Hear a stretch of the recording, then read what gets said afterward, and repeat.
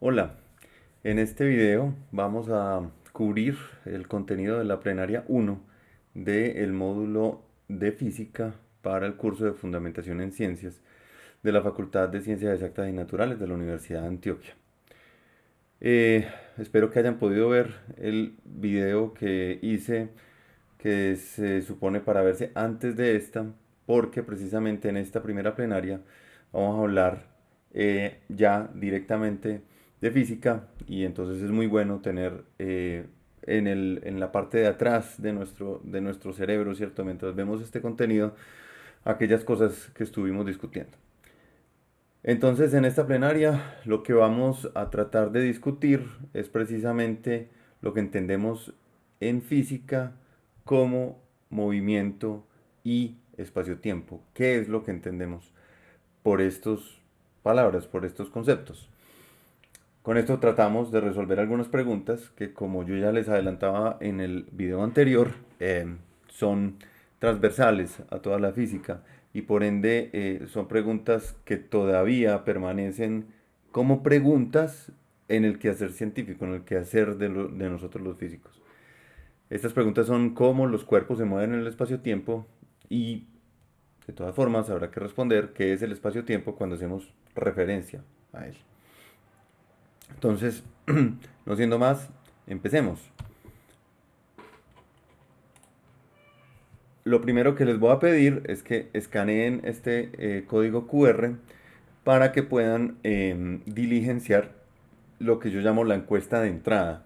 Esta encuesta les va a hacer una serie de preguntas para que las respondan muy brevemente, en un par de líneas simplemente, con lo que ustedes ya traen sobre esos conceptos que les voy a preguntar. Entonces la idea no es que se pongan a buscar en internet, la idea no es que se pongan a buscar en un libro, la idea no es que se vayan a ver un video sobre lo que les estoy preguntando en la encuesta, sino que se tomen 5 minutos en este momento, paren este video, escaneen el código QR y respondan muy brevemente esas respuestas. Les recuerdo que esto no tiene ningún valor de cara a la evaluación, es decir, no tiene nota, ¿cierto? Pero sí es muy importante para su proceso de aprendizaje. Cuando terminemos la plenaria, vamos a hacer otra vez las mismas preguntas en otro formulario para ver qué pasó en el trayecto precisamente entre el momento en que empezamos y después de que pudieron ver este video. Entonces, en este momento, les pido el favor que paren el video, escaneen el código QR y se tomen unos 5 minutos para responder las preguntas. Empecemos entonces después de haber respondido el formulario. Lo primero que vamos a abordar es el concepto de distancia.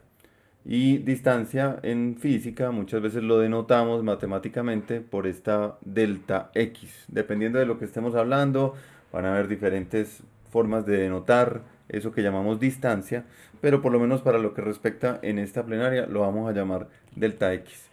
Y ese delta X, la palabra, o mejor dicho, la letra griega delta, que es el delta mayúscula, ese triangulito que pueden ver ahí en pantalla, este de acá, denota para nosotros los físicos gran cantidad de veces, denota lo que llamaríamos un cambio o una diferencia. Entonces, delta X será una diferencia de varios X. ¿Listo? Entonces será un X1 menos un X2. Y esta distancia la podemos asociar como la respuesta a la pregunta que está aquí enunciada, que es ¿qué hay entre dos objetos o personas? Entre estas dos personas que están paradas ahí, pues, o estas dos figuras de personas, ¿qué es lo que hay? Hay un espacio, hay una distancia, ¿cierto? Y precisamente si denotamos el punto en el que están parados ellos en el suelo como X, entonces la persona uno tendrá un X1 y la persona 2 tendrá su posición en un X2. Entonces, la diferencia entre x1 y x2 es la distancia que hay entre estas dos personas. Entonces, esto es lo que entenderemos muy coloquialmente por distancia. Como pueden ver, una definición bastante cercana a lo intuitivo. Ahora, vamos a hablar un poco de tiempo. Ya hablamos un poquito de espacio con la palabra distancia. ¿Qué tal si nos pasamos a hablar un poquito de tiempo? Lo que pueden ver en esta serie de fotografías son los diferentes estados de construcción de la Torre Eiffel en París. Entonces, como pueden ver en la primera fotografía a la izquierda, ven cómo están montadas las bases de la Torre Eiffel. Y ya si nos vamos desplazando por cada una de las imágenes, vemos como en la última, pues ya está completamente construida, o lo que parece pues ahí en esa fotografía, completamente construida. Esta serie de fotografías nos da precisamente una idea intuitiva de lo que entendemos por tiempo, o más correctamente un intervalo de tiempo. Y de nuevo vamos a utilizar la delta griega en mayúscula y la letra T para denotar el tiempo.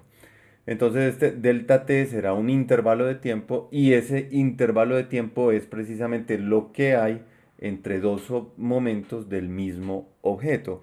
Si yo, por ejemplo, me considero un objeto, el intervalo de tiempo que hay entre este momento y ahora que bajé las manos, eso que hay entre esos dos estados del mismo objeto, yo, ¿cierto? Será precisamente un intervalo de tiempo que también está bastante bien simbolizado en esa serie de fotografías. Entonces, la cuestión ahora para nosotros los físicos es cómo modelamos el espacio, el tiempo y el movimiento, ¿cierto? El movimiento, como sabemos, intuitivamente tiene que ver con el espacio, con la posición de un objeto en el espacio y tiene que ver con el cambio de esa posición en diferentes momentos, en diferentes intervalos de tiempo. Entonces, la pregunta de espacio y tiempo tienen que ver directamente con el concepto de movimiento. Entonces, vámonos a hablar precisamente de uno de los filósofos que más ha influenciado nuestra concepción sobre el espacio, el tiempo y el movimiento, y es una concepción que adoptamos desde que él la propuso. Esto que pueden ver a la derecha, lo que llamamos un plano coordenado, ¿cierto? O un plano cartesiano que recibe su nombre precisamente por este filósofo que pueden ver esa foto editada más ese graffiti de te pienso y luego existo, no me descartes, que es precisamente Descartes. Entonces este filósofo es el primero que propone un sistema, por lo menos en el pensamiento europeo, como el del plano coordenado, el plano cartesiano, para modelar, ¿sí? Lo que llamaríamos el espacio, el tiempo y el movimiento. Los componentes de ese modelo del espacio y el tiempo son las siguientes. En primer lugar, tenemos lo que llamamos, voy a poner sin paréntesis, la palabra que más utilizamos en física, entre paréntesis, la palabra que más utilizan en matemáticas. Esto es también un objeto matemático. Entonces, para que tengamos las dos formas de llamar las cosas, ¿cierto? Entonces, las líneas que vemos cruzándose, ¿cierto? En un ángulo recto es lo que llamaríamos en física las dimensiones. Entonces, una dimensión X y hay una dimensión Y, ambas dimensiones en este caso espaciales, es como pensando por ejemplo, en una mesa, ¿cierto? Entonces, ahí podríamos con este plano cartesiano modelar el movimiento de un objeto que está, por ejemplo, sobre una mesa, sobre una superficie. Esas dos dimensiones están simbolizadas aquí por X y Y, que las llamamos normalmente en matemáticas como coordenadas. Adicionalmente, donde se cruzan esas dos dimensiones en física, típicamente lo llamamos el punto de referencia. Muchas veces inclusive le decimos el cero del plano de coordenadas, porque es típicamente donde tenemos la tendencia a ubicar el valor cero, ¿cierto? Es como el origen de coordenadas, que es la otra forma de llamar este punto. Y es donde uno asume más o menos que es un punto que te sirve de referencia para establecer las distancias y el espacio que estás tratando de modelar. Adicionalmente, pues entonces nosotros podemos coger, bueno, o mejor dicho, con este plano coordenado, nosotros lo que podemos hacer es entonces ubicar un objeto en el plano coordenado y al ubicar un objeto como esa bolita morada que pueden ver ahí, podemos inmediatamente asignarle una posición a ese objeto dentro de ese modelo. Es muy importante que nosotros conservemos en la cabeza siempre cosas que hablamos en ese primer video. Aquí estamos hablando de un modelo del espacio-tiempo, no queremos decir con ello que eso sea estrictamente el espacio-tiempo. Es una forma de entender el espacio-tiempo, de describirlo, una forma útil que tiene ventajas, tiene desventajas, pero no estamos hablando del espacio-tiempo, ¿cierto? Hay que, digamos, no confundir lo que son los modelos o las teorías científicas, ¿cierto? Cómo modelamos la naturaleza con la naturaleza propiamente hablando, ¿no? Entonces, dicho eso, aquí podemos atribuirle, según este modelo, una posición a la bolita morada que hay en ese plano coordenado. Si lo pusimos ahí, por ejemplo, en donde vale 2 perdón, 3 en la dimensión X y 2 en la dimensión Y, entonces podremos decir que la posición de ese objeto es el par coordenado 3 2 donde el primer numerito es para la dimensión X y el segundo numerito es para la dimensión Y. Y así como pueden ver, entonces podemos atribuir una posición a cualquier objeto que nosotros pongamos en ese plano coordenado. Am, Dicho esto, nos quedaría entonces por establecer cómo vamos a modelar el tiempo, ¿sí? Am, Como pueden ver en la primera imagen donde tenemos t igual a cero, el plano coordenado del lado izquierdo, t igual a cero, tenemos el objeto en la posición inicial donde lo habíamos puesto justo en la imagen anterior. Imaginémonos que ese objeto se mueve y que para un tiempo uno, ¿cierto? Aquí podemos estar hablando, todavía no hemos hablado de unidades. Entonces podemos estar hablando de segundos, podemos estar hablando de horas, podemos estar hablando de años, ¿cierto? Y entonces en el año cero el objeto estaba en la posición 3,2 y en el año uno el objeto puede estar en la posición 5,4. Es decir, se movió de la posición 3,2 a la posición 5,4.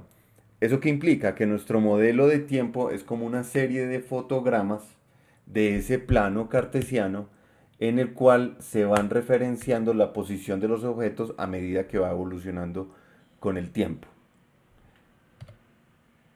¿Cómo simbolizamos entonces o modelamos el movimiento?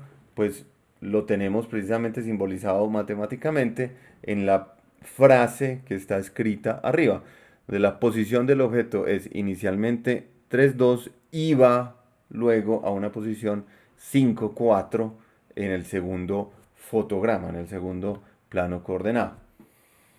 Una pregunta que es extremadamente importante para toda esta modelación es físicamente, ¿qué es ese punto de referencia? ¿Qué es ese origen de coordenadas?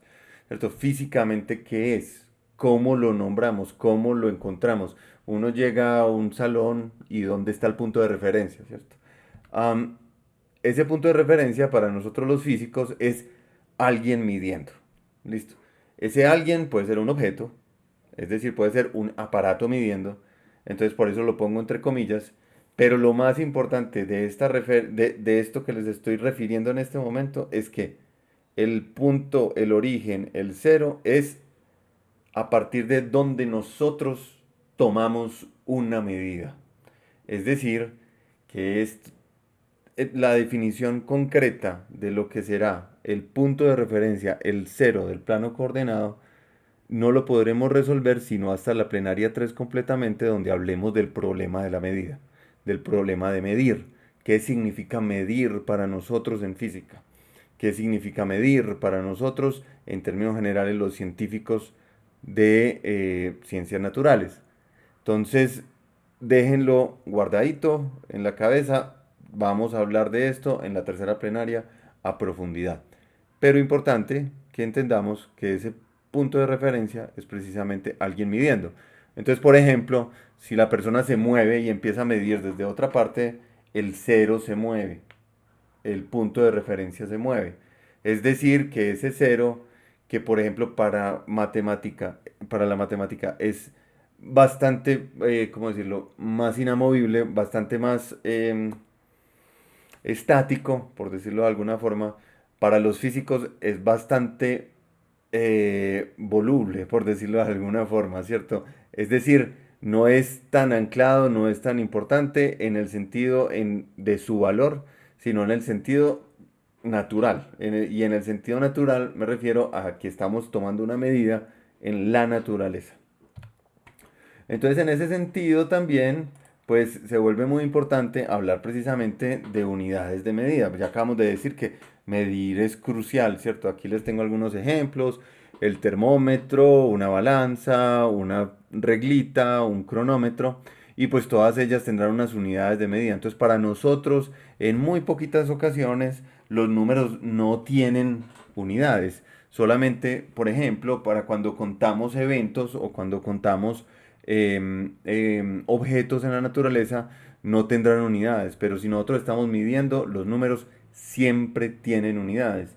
Y nosotros en física, entonces no sumamos un número que tiene una unidad con otro número que tiene otra unidad. Entonces, por ejemplo, nunca vamos a hacer operaciones matemáticas entre una cosa que mide 3 segundos y otra cosa que mide 4 metros, ¿cierto? No tiene sentido, por ejemplo, sumarle 3 segundos a 4 metros porque lo uno simboliza unidades de tiempo y lo otro está simbolizando unidades de distancia o unidades espaciales, ¿no?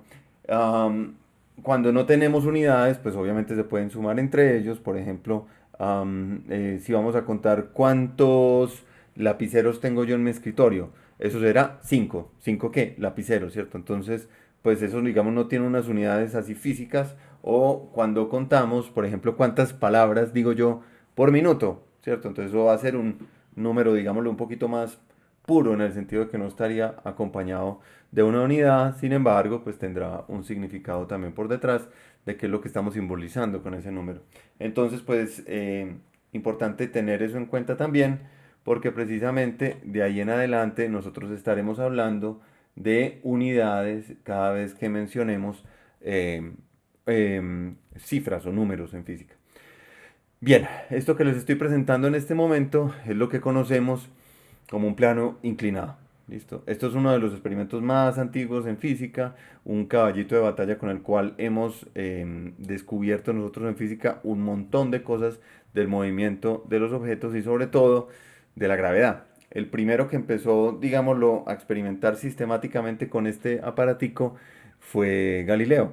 Y él empezó a experimentar básicamente con el plano inclinado porque estuvo demasiado tiempo encerrado en la casa.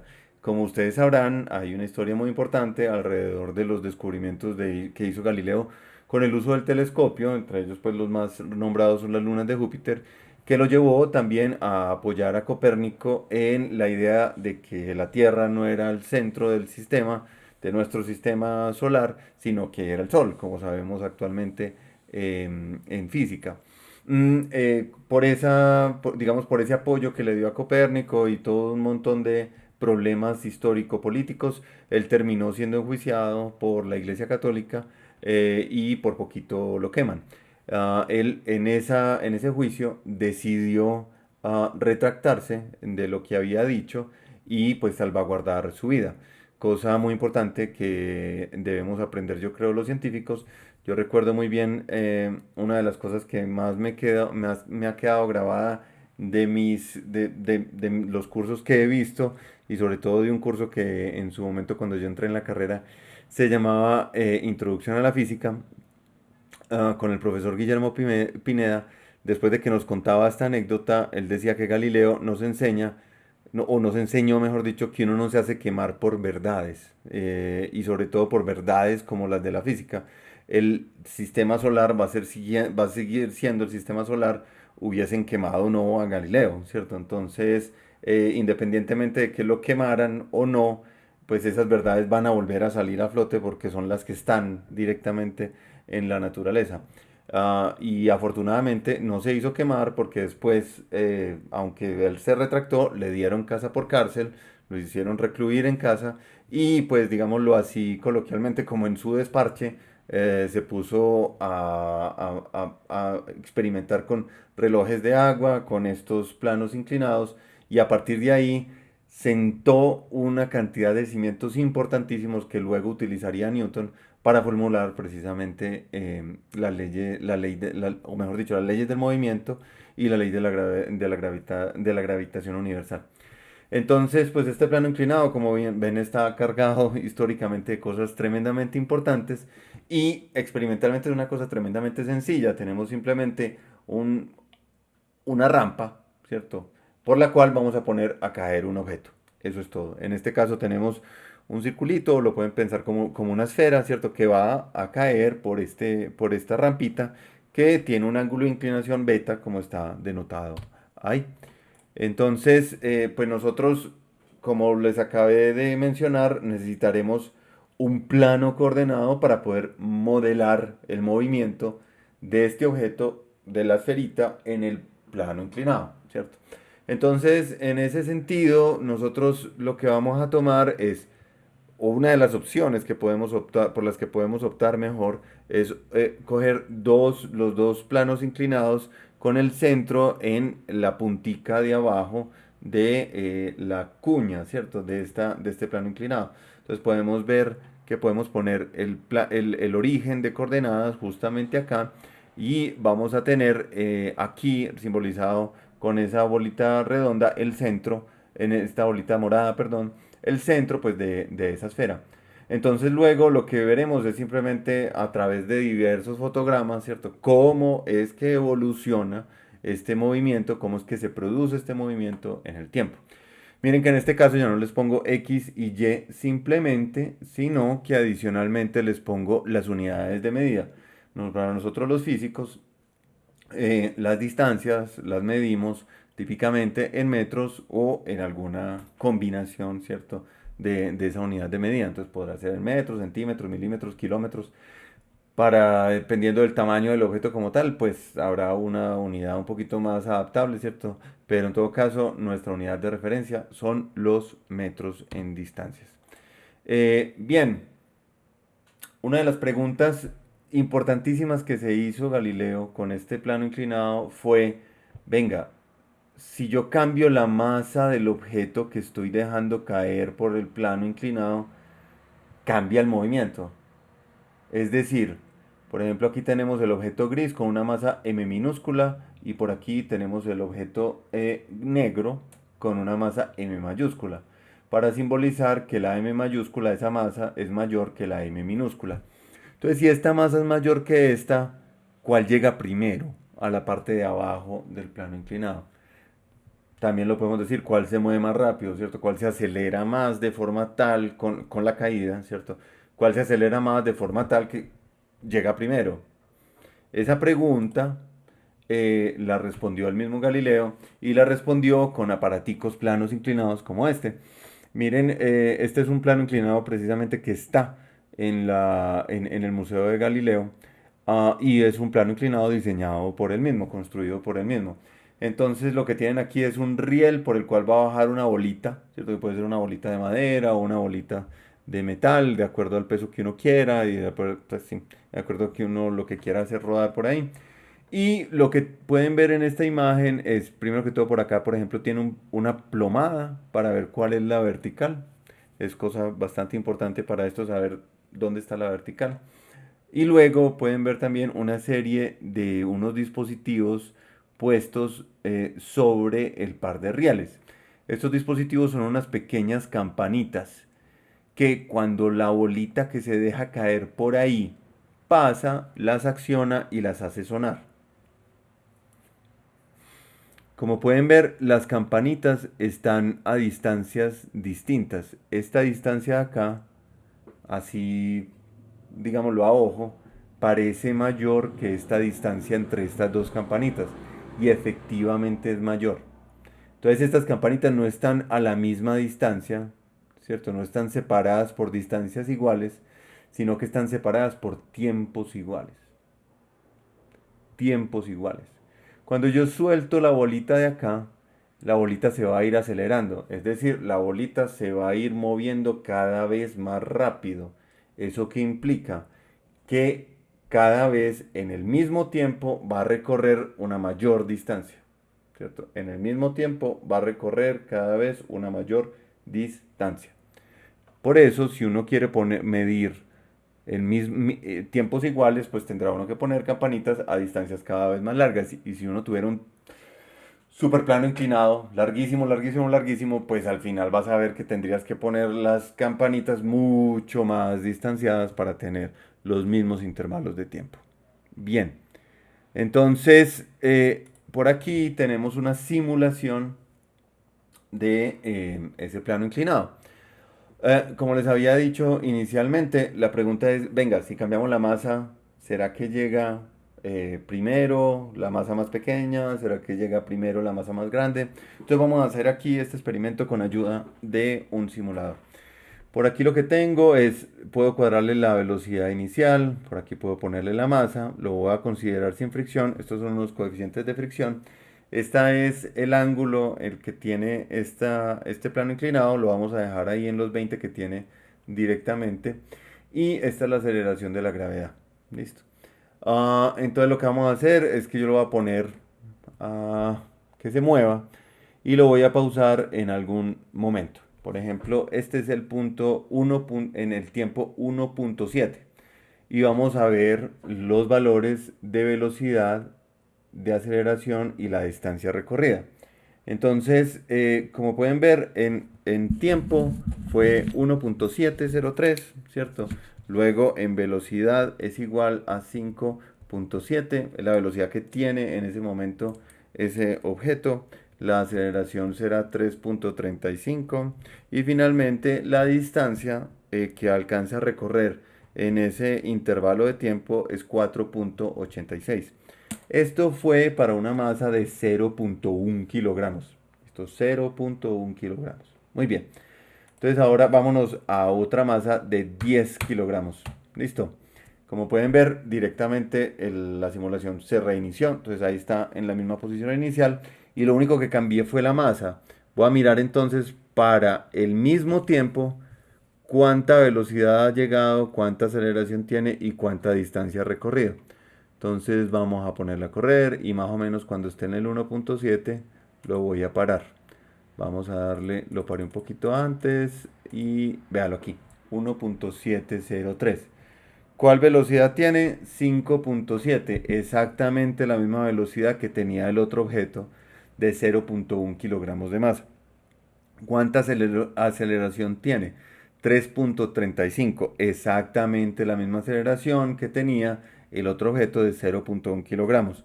Y finalmente la distancia de 4.86, es decir, exactamente la misma distancia que alcanzó a recorrer el otro objeto que tenía 0.1 kilogramos. Es decir, el movimiento de los objetos en los planos inclinados, al menos sin fricción, es independiente de la masa. Y esto fue una cosa muy importante que encontró Galileo, y es que precisamente todo ese movimiento no depende de cuánta masa tenga el objeto. Bien, continuamos por aquí con nuestra presentación. Déjenme, yo organizo esto por acá para lo próximo que vamos a hacer. Ahora, ¿cómo modelamos entonces esa masa? ¿Cierto? Parece ser una de las características, aunque no relevante para el movimiento en un plano inclinado, sí parece ser una de las cosas importantes que tenemos que tener en cuenta cuando hablamos de movimiento de los objetos. Miren que por lo menos fue una de las cosas que tenía que resolver él a la hora, pues me refiero a Galileo, a la hora de entender precisamente el movimiento de los objetos bajo la acción de la gravedad. Por aquí les tengo un par de jugueticos que me recuerdan a mí mi infancia, precisamente este que está a la derecha de la aguilita, en el cual uno pues pone el águila en el pico y la puede hacer uno equilibrar. Por aquí está ya con una construcción, digámoslo, un poquito más moderna, en el cual hay un Spider-Man colgado, o mejor dicho, conectado desde con esta varilla a un peso en este punto. Y como pueden ver, está aquí con una punta que es precisamente el punto de equilibrio. Entonces uno lo pone ahí, pues, y el objeto queda equilibrado y no se cae. Ah, si todos hemos jugado con este tipo de cosas, pueden saber que hay solamente un punto, ¿cierto? Es decir, usted lo coge desde cualquier otro punto y el objeto se cae, ¿cierto? No se logra el equilibrio. Esto es típicamente lo que llamamos el centro de masas, y ese centro de masas es donde podemos considerar, y esto es una cosa muy importante que nos enseñó Newton precisamente, que está concentrada toda la masa del objeto. Entonces, por ejemplo, Newton, a partir de, aquí con la pequeña interrupción de una gata metida, am, que podemos considerar toda la masa de un objeto como concentrada en ese punto, en ese centro de masas. Entonces aquí lo que les estoy mostrando es cómo encontraría uno experimentalmente el centro de masas de un objeto como un pocillo. Para una esfera, pues muy fácil, ¿cierto? El centro, como es simétrico por todos los lados, pues uno pone el centro de masa en el centro de la esfera. Pero con un pocillo no parece tan trivial, ¿cierto? Y por aquí les tengo una alcancía y podríamos hacer el mismo proceso, ¿cierto? Es decir, yo cuelgo esto de algún punto y trazo la vertical, ¿sí o no? Trazo la vertical. Después lo cojo desde otro punto sin dejarlo caer, ¿cierto? Lo cuelgo desde otro punto sin dejarlo caer y trazo la vertical. Donde se crucen esas verticales, porque es precisamente así que se está ejerciendo la fuerza de gravedad, será el centro de gravedad del objeto. Para esta cosita que está vacía precisamente en este momento, el centro de gravedad quedará dentro de la alcancía. Y en ese caso, pues vean que es bastante, un poquito contraintuitivo a pensar que el centro de gravedad ni siquiera está, o el centro de masas, está digamos, ubicado en el objeto como tal. Entonces, cuando nosotros vamos a describir este movimiento que les tenemos por acá, o que les tengo mejor, del plano inclinado, pues podemos hablar precisamente de un movimiento de ese centro de masas, ¿no? Sin embargo, hay movimientos que son mucho más complejos y es porque precisamente la distribución de masa permite un movimiento, digámoslo así, más complejo dada cómo la masa está distribuida en el objeto.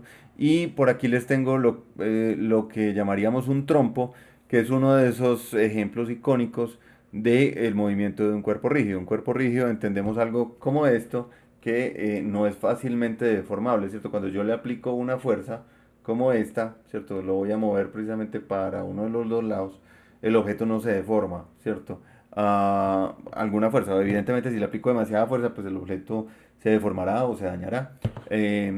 Pero, por ejemplo, el trompo es un objeto que uno le puede aplicar diversas fuerzas y no se va a dañar. Y aquí tienen un diagrama de cómo uno podría mirar el movimiento de rotación o cómo uno podría describir o modelar el movimiento de rotación del trompo y cómo ese trompo, por ejemplo, inclusive puede precesar y que la precesión es como la del planeta Tierra, ¿cierto? Que está girando alrededor de un eje, pero también ese eje presenta un cierto movimiento que entendemos como precesión. Entonces, aquí en este caso en particular, vamos a hablar de este objeto, de esta cosita que tenemos, esta esfera, o si lo quieren ver desde aquí, digamos, si tuviéramos un cilindro, lo veríamos precisamente simplemente como un círculo, viéndolo desde este punto de vista. ¿Cómo eso puede describirse, ese movimiento de ese cilindro, de esa esfera, simplemente como el movimiento de ese centro de masas, de ese objeto en particular? Y se los traigo a colación precisamente porque hay un experimento tremendamente interesante que en físico lo llevo para la clase para hacer la demostración, pero aquí les voy a mostrar precisamente en qué consiste esa paradoja mecánica a través de un video que encontré en internet. Por aquí les voy a mostrar precisamente el aparatico. Como pueden ver, consiste de dos rieles en madera. Por aquí hay un cilindro de madera. Ese cilindro es lleno, pues, ¿cierto? No está vacío por dentro. Y adicionalmente tienen un doble cono que pueden ver en esta parte. Entonces lo que va a hacer esta persona en este momento es hacer bajar por ese doble riel, ¿cierto? Ese doble riel es un plano inclinado, hacerlo bajar el cilindro en primer lugar y luego el doble cono. Miremos qué pasa. Inclinado y cae por el plano inclinado. ¿De acuerdo? Sin embargo, cojo la piedra, hay la pieza de madera con forma de doble cono, la dejo en el centro y esta pieza sube el plano inclinado. Si se puede ver. Como pueden ver, entonces, por eso la llamamos paradoja mecánica, porque el cilindro evidentemente cae por el plano inclinado, pero este doble cono parece subir el plano inclinado, ¿cierto? Si definimos el movimiento de hacia arriba hacia abajo en el plano inclinado, de donde es más alto a donde está más bajo, como la caída y su movimiento contrario, una subida, entonces el cilindro el cilindro baja y el doble cono sube. Eh, Cuando tenemos oportunidad de hacer esto en la presencialidad, pues la invitación mía como una de las actividades es precisamente tratar de replicar este experimento en casa. Para eso yo lo que les recomiendo es para este doble riel, perdón, utilizar cartón paja, que pueden conseguir pues muy fácilmente y adicionalmente cortar muy fácilmente el experimento que acaban de ver, así como el que yo les llevo directamente en clase es en madera, pero la idea no es que lo hagan en madera. Hacer esto en madera pues obviamente tiene mucho más trabajo. Entonces lo que yo les recomiendo es hacer este doble riel en cartón paja y este otro se puede hacer, por ejemplo, en las papelerías pueden conseguir conos de icopor que pueden directamente pegar. Inclusive hay algunos estudiantes que han hecho esto hasta con papel, ¿cierto? Dos conitos en papel y los pegan, pero tiene una desventaja, pues, o sea, puede llegar a funcionar en estudiantes que lo han llevado y lo han hecho funcionar, pero lo malo del papel es que es muy liviano, ¿cierto? Entonces puede que no tenga suficiente peso como para que funcione, ¿ok? Entonces, pues nada, la invitación es también a que ustedes lo hagan en sus casas y puedan observar cómo funciona este experimento de la paradoja mecánica y adicionalmente traten de pensar qué es lo que está pasando, ¿cierto? ¿Qué es lo que está pasando? Aquí no vamos a hacer una descripción matemática del movimiento, esto requerirá muchísimas más herramientas teóricas para poder llegar a describir este fenómeno correctamente, desde el punto de vista matemático, desde el punto de vista físico, pero intuitivamente o conceptualmente podemos entender cómo si pensamos en lo que se está moviendo, es el centro de masa, qué es lo que está pasando aquí, ¿cierto? ¿Qué es lo que está pasando? Y para acabarles de dar la motivación final sobre este experimento es, ¿realmente el doble cono está subiendo o está bajando cuando realiza el movimiento que acabamos de ver? Y aún más, les doy otra pista. Ese movimiento que lo podemos hablar desde el punto de vista del centro de masa, ese centro de masa cuando nosotros lo miramos directamente en ese doble cono, ¿está subiendo o está bajando en términos concretos con respecto al plano de abajo, ¿cierto? Ese doble cono, ¿para dónde va? ¿Está subiendo o, perdón, el centro de masa de ese doble cono está subiendo o está bajando?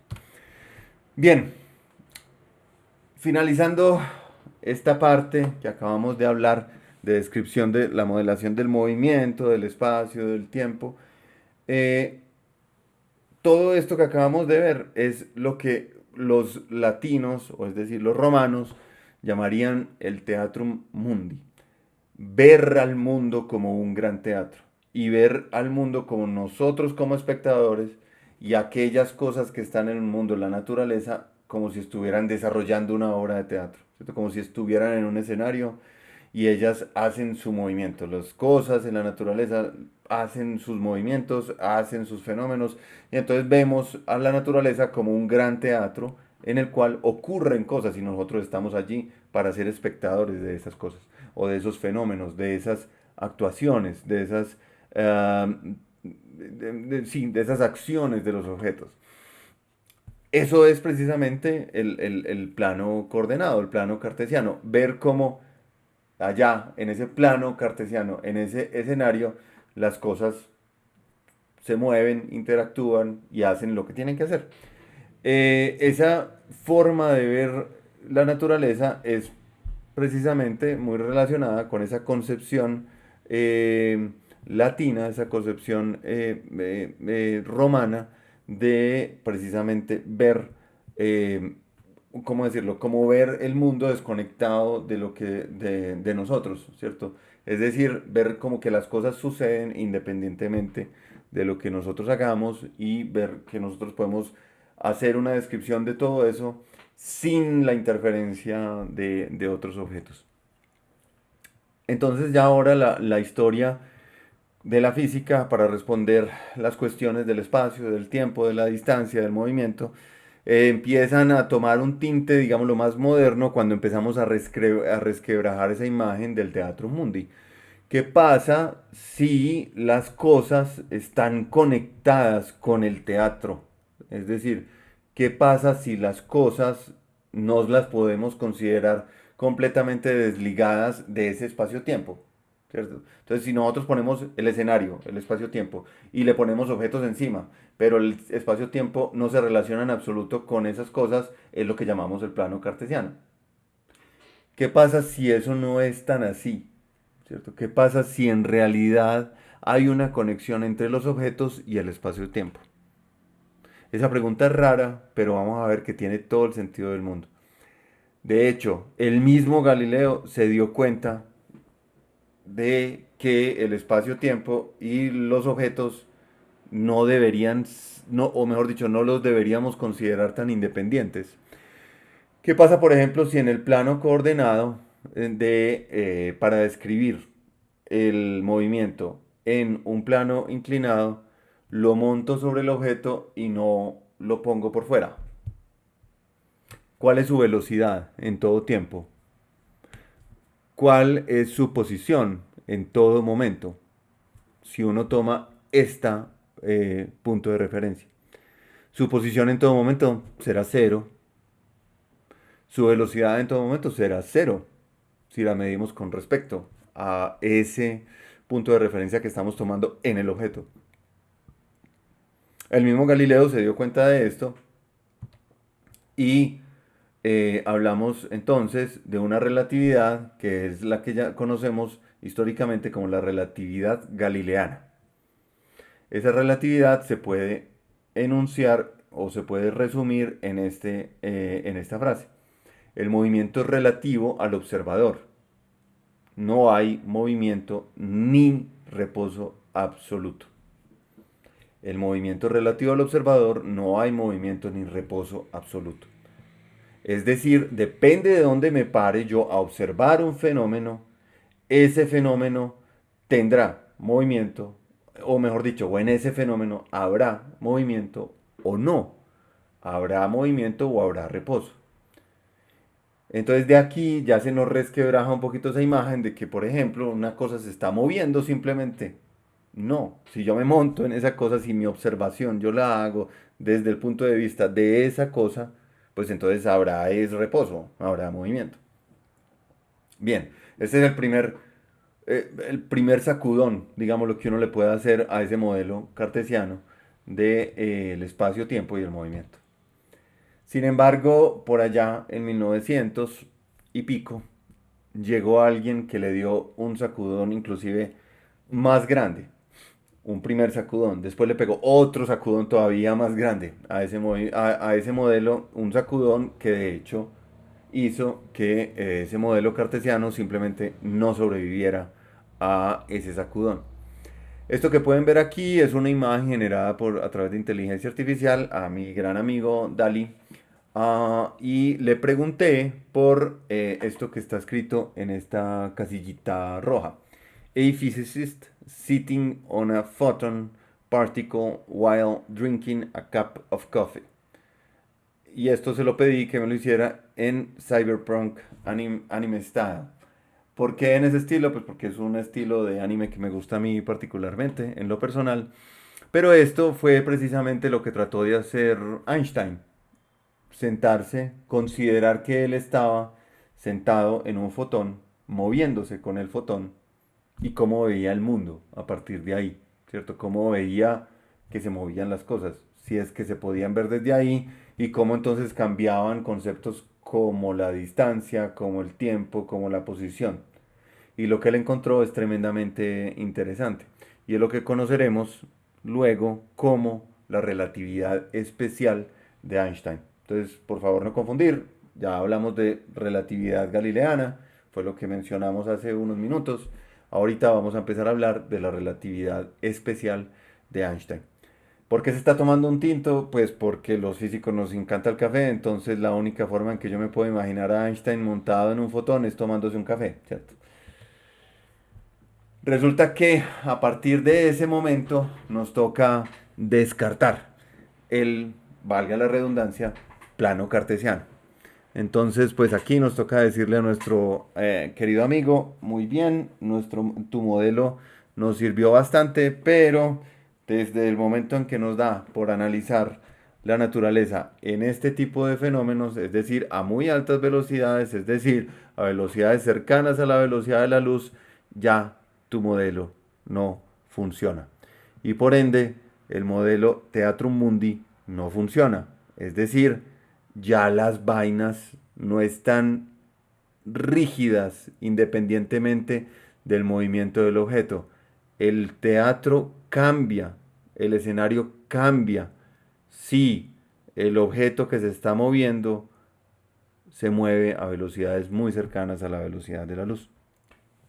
Entonces, para esto les traigo de ejemplo un fenómeno natural que está ocurriendo en este momento que estoy grabando este video, o en el momento en que estaré dando la clase, o en el momento en que ustedes van a estar viendo el video. Este fenómeno tiene que ver o se presenta, digamos, a diario en la cotidianidad por lo que conocemos como rayos cósmicos.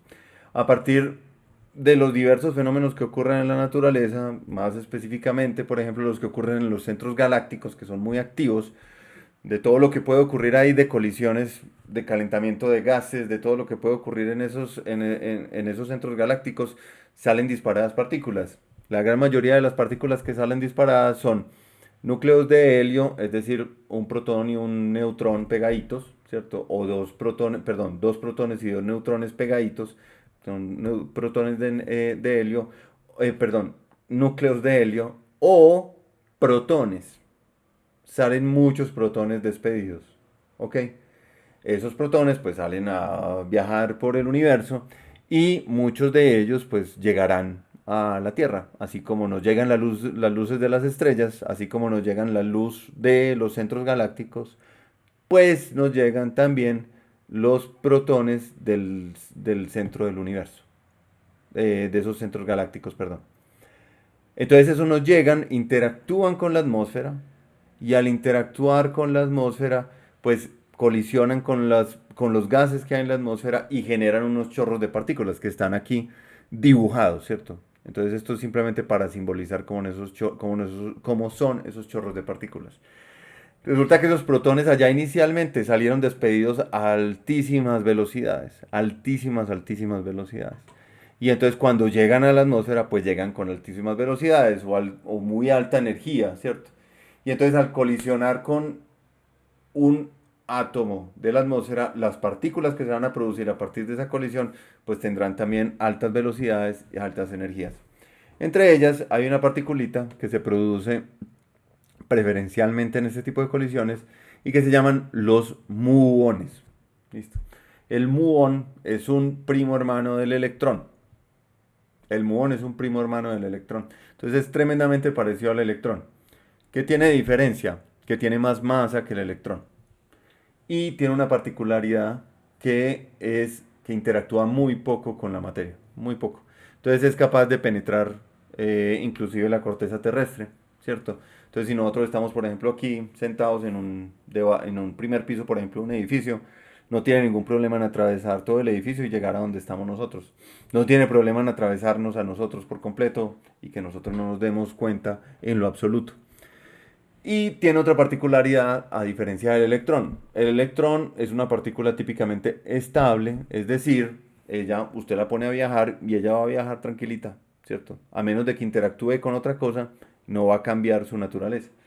Sin embargo, el muón sí cambia a medida que ella viaja y tiene lo que llamamos un tiempo de vida. Ese tiempo de vida para el muón, cuando está en reposo, es de 2.2 microsegundos. ¿Listo? Tiempo de vida cortitico, cortitico, cortitico, cortitico. 2.2 microsegundos vive el muón cuando su velocidad es cero, cuando está en reposo. Sin embargo, resulta que los muones que se producen de rayos cósmicos se producen a muy altas velocidades, es decir, a velocidades muy cercanas a la velocidad de la luz. La velocidad de la luz en física la simbolizamos típicamente con la letra C minúscula. Entonces, por ejemplo, en este caso que les estoy poniendo acá, hay un muón Muón la simbolizamos con la letra griega mu, que es esta letra que está por aquí. Y en este caso le estamos diciendo, venga, cuando la velocidad es igual a 0,995 veces la velocidad de la luz. Es decir, una velocidad muy cercana, ¿cierto? 99,5% de la velocidad de la luz. Cuando es esa velocidad, la vida media del muón pasa a ser de 2,2 microsegundos a 22 microsegundos. Se multiplicó por 10. Y miren esto, cuando la velocidad del muón ya no es 0,95, 0,995C, sino 0,9995C, pasa de ser 2,2 microsegundos a 220 microsegundos. Se multiplicó por 100. Se multiplicó por 100. Es la vida media del muón. ¿Qué quiere decir la vida media del muón? El muón está viajando y en un momento, de un momento a otro, esto es un proceso aleatorio, es un proceso que ocurre espontáneamente, se transforma en otras partículas. Es lo que llamamos un decaimiento. Y esta vida media es como más o menos, ¿cierto? Como la media del tiempo en que los muones se transforman en otra cosa. Entonces, tenemos 100 muones en 2,2 segundos. Si todos tienen velocidad cero, en 2,2 segundos, 50 se han convertido en otra cosa. ¿Listo? 50 se han convertido en otra cosa. ¿En qué cosa? No importa, pero dejan de ser muones, se convierten en otra cosa. ¿Listo? Quiere decir esto entonces que el simple hecho de que la velocidad pase de ser cero a ser una velocidad muy cercana a la velocidad de la luz nos cambia en 100 veces la cantidad de muones, o mejor dicho, 100 veces la vida media del muón. Entonces, ahora cambiemos muón por José, o sea, yo. Muón por José. Entonces, imagínense que yo tengo una vida media, como la mayoría de los seres humanos, o por lo menos eso espero, de unos 70 años. De unos 70 años. Si yo me voy a mover, cambio mi velocidad de ser en reposo a 0,9995 veces la velocidad de la luz, ya no vivo 70 años, sino que vivo 100 veces 70 años. O sea, póngale dos ceros a 70. Es decir, 7000. Es decir, 7000 años. Pasaría de vivir 70 años a 7000 años. ¿Qué nos mostró Einstein? Que el tiempo no es ni siquiera una cosa que está independiente del objeto. No es una cosa que vos puedas poner como un marco de escenario atrás, ¿cierto? Es como vos pones el objeto y el tiempo va corriendo independientemente de lo que el objeto haga. Pues no. No solamente el tiempo depende del observador, ¿cierto? El tiempo que nosotros midamos, de donde yo me monte, por ejemplo, o perdón, mejor, el movimiento va a depender de donde me monte, como en la relatividad galileana, sino que en la relatividad especial el tiempo cambia de acuerdo a la velocidad de movimiento.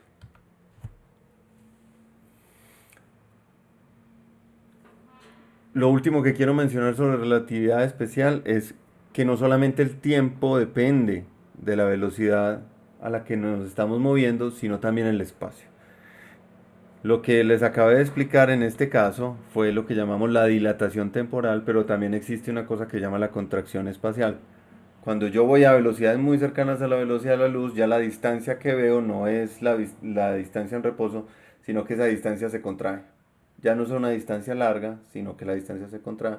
Entonces, para el muón lo que para nosotros, mejor dicho, es toda la atmósfera y mide yo no sé cuántos kilómetros, para el muón será mucho más pequeña esa distancia. Muy bien. Finalmente, la otra pregunta que podemos hacer es, venga, pero y entonces, listo, ya sabemos que, bueno, la distancia y el tiempo no van a ser independientes del movimiento. Listo. Relatividad de Einstein, relatividad especial. Pero ¿y será que la masa afecta también el espacio y el tiempo? ¿O el espacio y el tiempo afectan la masa de alguna forma? Resulta que sí. Y esa es lo que llamamos ya la relatividad general de Einstein. En este caso les pongo una foto muy bonita, a mí me parece muy bonita, de una clase de este señor, John Archibald Wheeler, un físico muy importante del siglo pasado, un físico más conocido de hecho por sus contribuciones en mecánica cuántica, pero que en esa clase en particular pues está hablando de relatividad general.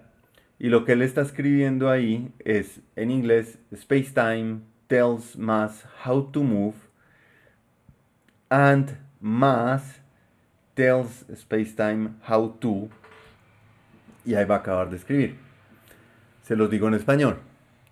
El espacio-tiempo le dice a la masa cómo moverse. El espacio-tiempo le dice a la masa cómo moverse. Y la masa le dice al espacio-tiempo cómo curvarse. Eso fue lo que faltó, o mejor dicho, lo que está escribiendo en ese momento John Archibald Wheeler. La masa le dice al espacio-tiempo cómo curvarse. Y esto tiene que ver precisamente con esa recomendación que les hice en el video anterior sobre la película, perdón, de Einstein y Eddington. Resulta que lo que nosotros entendemos como gravedad en realidad es la masa curvando el espacio-tiempo. Entonces, si hay una masa muy grande, esa masa curva el espacio-tiempo de forma tal que cuando un objeto se va a mover por ese espacio-tiempo curvado, pues en realidad, como se está moviendo por un espacio-tiempo curvado, pues él se curva con ese espacio-tiempo curvado. Entonces, imagínense una masa como el Sol. El Sol curva el espacio-tiempo alrededor de sí mismo.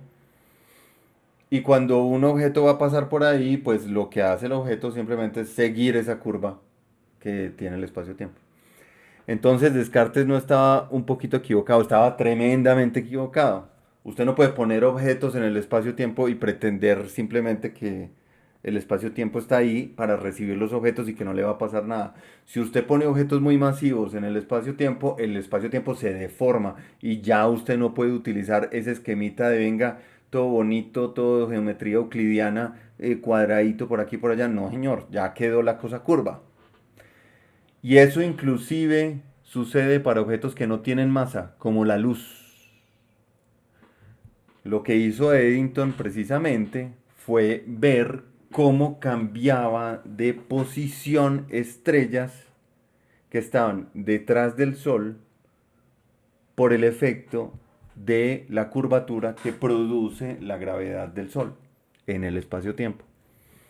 Entonces lo que hizo Eddington fue tomar fotos de una porción de, o mejor dicho, ya se tenían fotos de una porción del espacio, ¿cierto? De una porción del firmamento.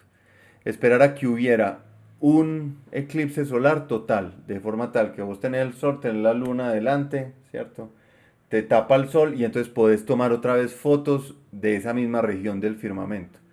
Y las tomaste antes cuando no había sol ahí y ahora cuando hay sol en un eclipse total. Y después vos comparás y podés ver cómo esas estrellas se movieron. La foto, las mismas estrellas se movieron. Y se movieron porque al pasar la luz de esa estrella muy cerca al Sol, pues se curva. Y ojo que las partículas que componen la luz, que se llaman fotones, esas partículas no tienen masa estrictamente igual a cero. Sin embargo, pues como se movieron por un pedazo de espacio-tiempo que estaba curvado, se curvaron. Entonces miren que no es solamente que lo que nosotros medimos como distancia, como tiempo, como posición se cambia cuando nosotros nos movemos a una velocidad muy grande, sino que la masa también cambia el espacio-tiempo.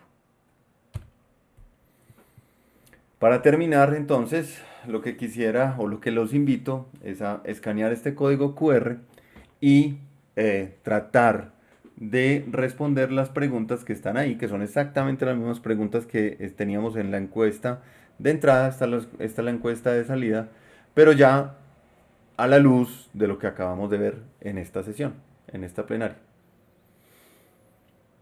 Yo les prometí, además, contarles cómo es que esto todavía no está completamente solucionado. Miren que las respuestas que nos da Einstein de relatividad especial, de relatividad general, ya nos aportan una luz grandísima a entender de fondo qué es el movimiento, qué es el espacio-tiempo.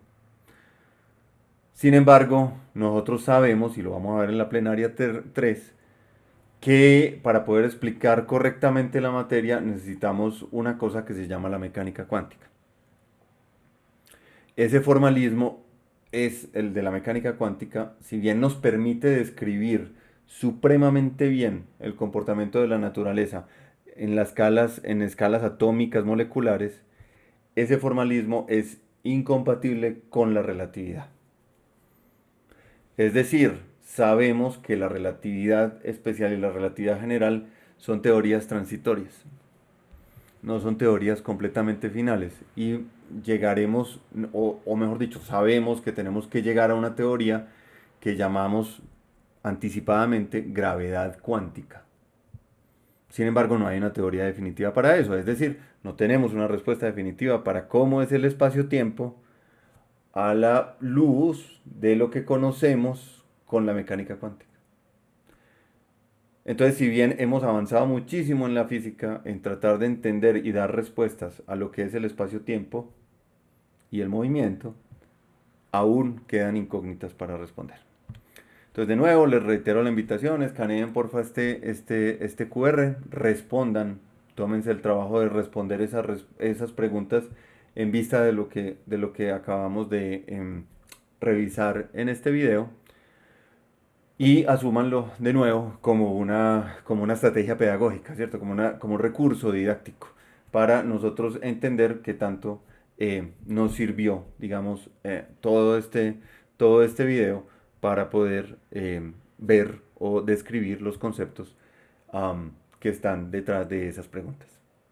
Muchísimas gracias y espero que les haya gustado este video.